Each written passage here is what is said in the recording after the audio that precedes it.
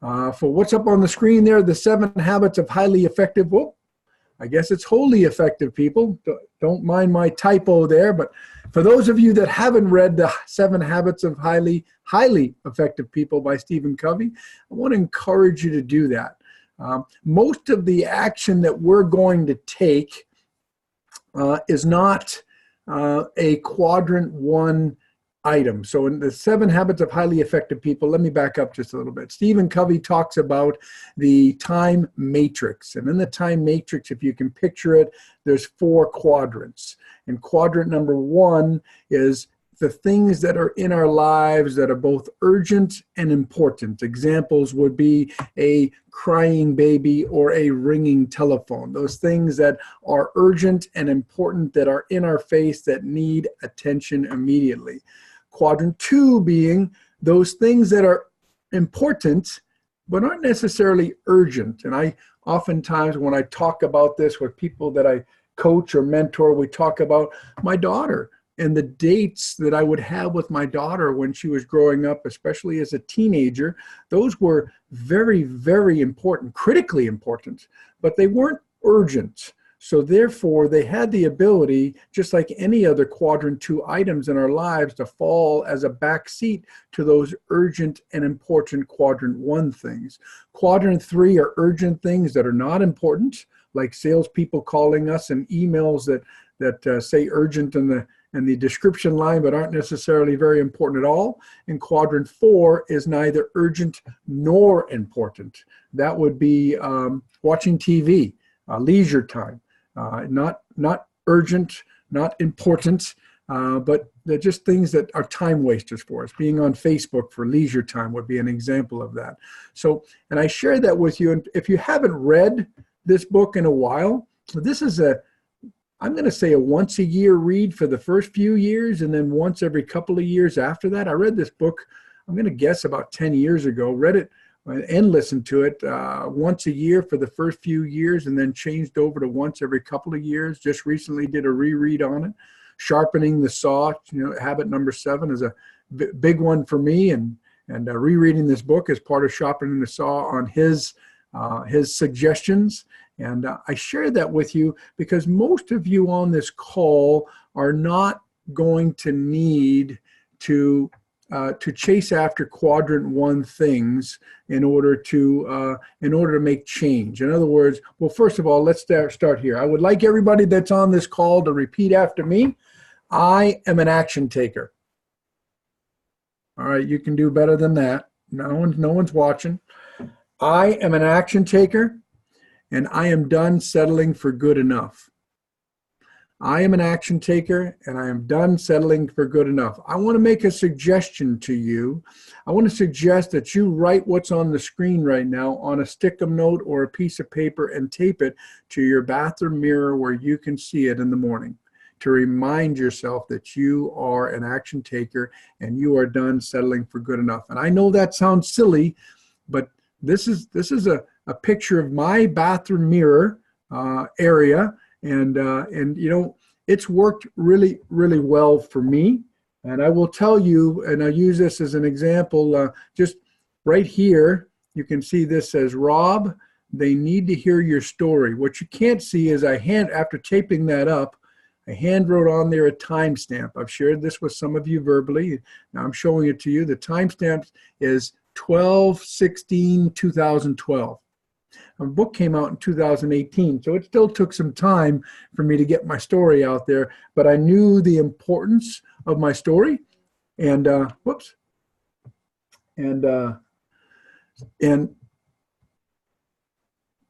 forgive me for that. I thought I might have an emergency going on there, but so the other thing, in case you don't have one up there, I want to encourage you all. This is my sexy body encouragement photo. Okay, if you don't have sexy body goals, I really want to encourage you to get those. And maybe you don't need to have a sexy body photo hanging in your bathroom like I do. I know that may seem a little bit extreme to some, but quite frankly, I have goals in every area on the screen here. Forgive me, I keep on hitting the wrong button there. But I have goals for our next motorhome. I have goals for the books I want to read this year. I have goals for the education I want to take this year. Having a little note on there that says, I am an action taker and I am done settling for good enough is a very, very small price to pay to remind me to continue to take action. Announcing to the world that I am done and myself that I'm done is step one. Without that, it's going to be very, very limited on what action that I take, right? So I will tell you that most people on this call are not going to need to, are not going to have a quadrant one situation where they need to, where it is an actual urgent an important situation to take the action. Most of us, it's going to be more of a quadrant two item where it's important, but it's not necessarily urgent. I hope that makes sense. And that's why it's so easy to put off and to not actually doing it, because although we can make a decision to change overnight, we have to get uncomfortable and take action. And what will be the uncomfortable action for you? See, this guy that's in this photo right here, it was a quadrant one item. This guy was living in this car, and everything that he owned fit in this car, him and his wife. So it was not a quadrant two item that I needed to get uncomfortable and take action once I said I was done in chapter 1 in the probation officer's office. I actually, to take action on this was a quadrant one item for me. I was either going to take action or die, right? In the world of recovery, we talk about jail, institutions, or death, or take action and recover, right? So it was a quadrant one item. But for most of us, it's not going to be a quadrant one item. It's going to be a quadrant two. It's going to be a important decision, but it's not going to be an urgent decision. And unfortunately, those unurgent decisions that are important, those quadrant two items, can fall to the wayside of the quadrant one. If we allow I call it having your head buried in the sand, when you're in the day-to-day actions of our business, our jobs, our lives, our families, the things that we've got going on, they can our to-do lists, they can steal our attention to where, if we're not careful, quadrant two never gets our time, even if it is that date with our daughter, even if it is working on ourselves and taking the necessary action. This photo here, a lot of you know the story from chapter 2 where I went parasailing. No one would have ever known if I didn't go parasailing. No one would have ever known that it scared me to death to go parasailing. As I talked about in the book, this is my wife, Claudia, on the left. My son, a lot of you know her, of course. My son, Micah, who is a service advisor in one of our auto repair shops, assistant manager, actually. I called him on a Sunday morning after telling my wife that we weren't going to church today. We're going to go parasailing. And all of the married people can probably appreciate the look that I got and the conversation we had over coffee. But my wife, God bless her, picked up the phone, hopped on her phone actually, and did a little bit of legwork, found the company, and said she absolutely was not going to go. So I wanted to go up in the air with somebody. So I called my son and said, hey, are you in? He said, I'm in. And there we went after a quadrant two item, taking the necessary action to go to the next level, to conquer that fear that had been conquering me on so many vacations where I had stood on a dock on a beach and or in the hotel room looking out at that beautiful parachute up in that beautiful weather, making excuses why I couldn't do it. Again, nobody would have ever known if I didn't take that action. Nobody would have ever known if I just let it be and settled for good enough. But I would have known, and I would have regretted, as I had many vacations, not taking that action, just like we all will regret not taking whatever that quadrant two necessary action is for us. Now, if you've got a quadrant two item that needs necessary action once you say, I am done, I'll give you some examples that have nothing to do with recovery. I've been held hostage by certain employees in the past. And I know there's a number of business owners on this call. So I know that there's some relatability there. Once I say I'm done and I take the necessary action, that's not a quadrant two necessarily, because that employee that's holding me hostage, in my example here, is also making the place miserable for a lot of other people. And deteriorating what appears to be my lack of leadership skills to my other employees. So that's not even a quadrant 2 item. That's a quadrant 1 item, right? So there are some quadrant 1 things that still have nothing to do with recovery that are both urgent and important, but I'm referring to some quadrant 2 stuff here as well. Claudia said that she was not going to go up no matter what. We got there, as the book states, just as a reminder for some of you, the nice gentleman said, look, we don't have an even number of people. The seat seats 2 people. Would you please reconsider? She said no. After some coaxing from the other people on the boat, it was a no-fly zone for me. I wasn't going there. But so I'm just looking at the ground, repeating the safety instructions over and over to myself. And the other passengers convinced Claudia to go up, and the next thing you know, the guy was coming over and strapping Claudia up and getting her ready to go up, and the lady to her left in this photo is a complete stranger whom we had never met before that was going solo on this trip. And so quadrant 2 item, and as I said in the book, there's just something amazing that takes away your fear that watching your wife soar up to 800 feet up in the air and come back down, because she went up before I even went up. So we talk about that you can't coast uphill, right? Everything we want in that quadrant 2 area that has us set, that may or may not have having us settle for good enough, and some area of our lives that we may look back 2 years, 1 year, 5 years, 10 years, and regret not having taken the necessary action to take that to the next level. Everything we want is at the top of that hill. And as we know, we're not going to coast to get there. There's going to be some work involved. There's going to be stretching outside of our comfort zone and taking some steps that we just aren't comfortable with. And one of my mentors would always say, it's easy to do that thing, but it's easier not to, right? It's easy just to say same old, whether it's the college classes that you need to take, whether it's the Toastmasters club that you need to reach out to and find a location so you can build that confidence standing in front of people, that fear that most people fear more than death itself of standing in front of people. I can relate to that. I know a lot of you won't believe this, but I'm an introvert. It's only been through Toastmasters practice and experience and a coach have I been able to stand in front of other people. Whether it's that necessary action for you might be that marriage counseling that you know is necessary to take your marriage from the stale, mediocre level to the next level, or even from a good level to the best level. Who knows? Could be a health coach. Could to help you lose the weight that you've been looking to lose.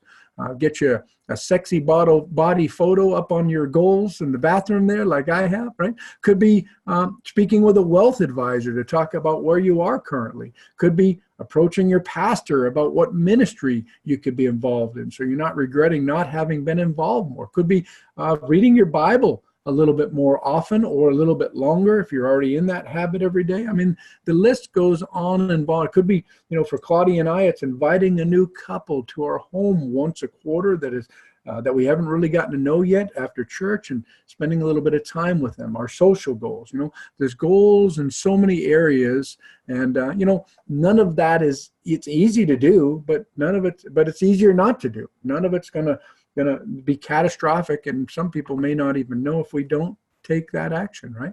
So I shared this with you when we talked about me making a decision that I was done with my weight, and I also shared my halfway photo. I lost 70 pounds in 6 months, and this isn't about that, although that's fair. And I look back on it now, I don't know how I did that. I can't lose 5 pounds in 6 months sometimes right now.